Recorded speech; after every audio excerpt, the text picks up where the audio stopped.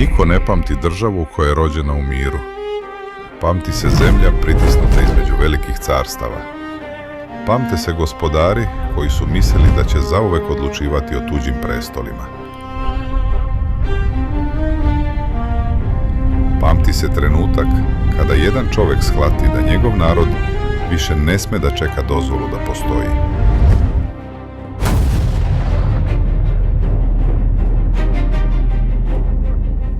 Stefan Nemanja nije nasledio sigurnu vlast. Pred njim su stajali moćni od njega, stariji od njega, bliži prestolu od njega. Ali presto ne pripada uvek onome ko prvi sedne na njega. Ponekad pripada onome ko je spreman da zbog njega izgubi sve. Iz bratoubilačkog sukoba, iz senke Vizantije i iz nemirnih planina Raške, rođena je dinastija koja će promeniti sudbinu Srbije. Nemanjići. Njihova priča nije počela zlatom, krunama i carskim poveljama. Počela je borbom za opstanak.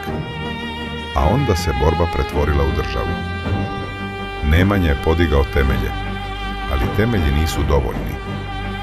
Ovo je priča o vlasti koja se uzima, veri koja se brani i porodici koja je od svoje krvi napravila istoriju jednog naroda. Srbija Nemanjića.